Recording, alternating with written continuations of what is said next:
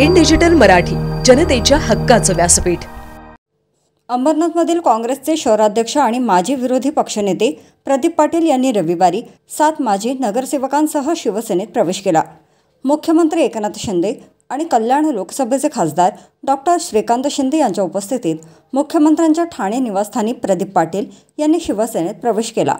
मुख्यमंत्री एकनाथ शिंदे आणि खासदार डॉक्टर श्रीकांत शिंदे यांच्या कार्यपद्धतीने प्रभावित होऊन आपण शिवसेनेत प्रवेश करत असल्याची प्रतिक्रिया यावेळी प्रदीप पाटील यांनी दिली।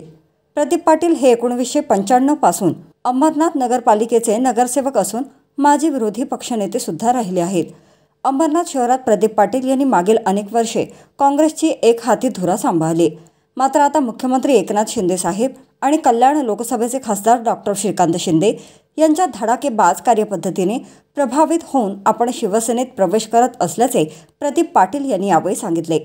प्रदीप पाटील यांच्यासह माजी नगरसेविका अर्चना रसाळ, चरण रसाळ, माजी नगरसेवक सुरेंद्र यादव, बबन तांबे, मनोज देवडे, बिस्मिल्ला शेख, काँग्रेसच्या महिला शहराध्यक्षा स्मिता बंगेरा, नयना पवार, विद्या नागदेवे, अर्चना प्रसाद, मनीषा परमल, युथ काँग्रेसचे हर्षल भोईर, देवराज अलझानडे, संकेत तांबडे, आशिष डुबली, ईशान जाधव, अशफाक खान, अल्पसंख्याक सेलचे शहराध्यक्ष नईम शेख यांच्यासह सुधीर जाधव, ज्ञानेश्वर शेलार, अनिल कांबळे, प्रशांत उतेकर हे प्रमुख पदाधिकारी तसेच शेकडो काँग्रेस कार्यकर्त्यांनी शिवसेनेत प्रवेश केला। मुख्यमंत्री एकनाथ शिंदे आणि खासदार डॉक्टर श्रीकांत शिंदे यांनी त्यांचे शिवसेनेत स्वागत केले। आगामी काळात पूर्ण ताकदीने शिवसेनेचे काम करणार असल्याची प्रतिक्रिया यावेळी प्रदीप पाटील यांनी दिली।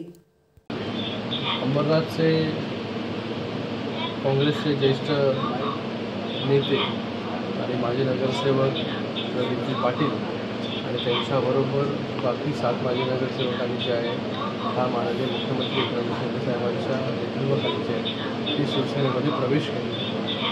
मी प्रदीप पाटील साहेबांचं खूप या ठिकाणी अभिनंदन करतो की त्यांनी आज शिवसेनेमध्ये जाहीर प्रवेश जो आहे हा केलेला आहे। शिंदे साहेबांच्या कामाकडे पाहून माननीय मुख्यमंत्री एकनाथ शिंदे साहेब ज्या प्रकारे गेल्या 2 वर्षामध्ये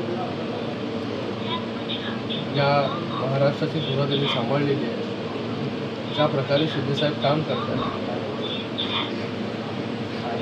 ज्या प्रकारे जे आहे हे डेव्हलपमेंट पूर्ण महाराष्ट्रामध्ये होतं, मला वाटतं हे पाहून जे आहे हे प्रदीप पाटील साहेबांनी आज शिवसेनेमध्ये प्रवेश केलेला आहे। मी त्यांना खूप शुभेच्छा देतो। आणि प्रदीप पाटील जे आहे फक्त नगरसेवक नाही, त्यांचा प्रभाव जो आहे हा मोठ्या प्रमाणामध्ये जे आहे या अंबरनाथ नगर परिषदेच्या हद्दीमध्ये म्हणजे मुख्यतः वेस्टमध्ये आणि त्याचबरोबर पूर्ण अंबरनाथमध्ये देखील आहे। गेले अनेक वर्ष ते काँग्रेसमध्ये राहून जे आहे हे काँग्रेसचं काम अंबरनाथमध्ये करत होते, पण आज शिंदे साहेबांच्या नेतृत्वाखाली जे आहे त्यांनी प्रवेश केलेला आहे। त्यांच्या प्रवेशामुळे जे आहे हे शिवसेनेला अजून बळकटी जी आहे ती अंबरनाथमध्ये मिळालेली आहे। मोठ्या प्रमाणामध्ये त्यांच्याबरोबर कार्यकर्त्यांनी त्याचबरोबर वेगवेगळ्या सेलच्या अध्यक्षांनी महिला आघाडीने प्रवेश केलेला आहे। त्याच्यामुळे शिवसेनेची ताकद ही भविष्यामध्ये खूप वाढणार आहे आणि आत्ता होणाऱ्या लोकसभेच्या निवडणुकीला तर त्यांची खूप मोठ्या प्रमाणामध्ये मदत होणारच आहे, पण भविष्यामध्ये कॉर्पोरेशनमध्ये देखील जी आहे ती प्रदीप पाटलांची जी आहे ही शिवसेनेला खूप मोठी मदत जी आहे येथे होईल।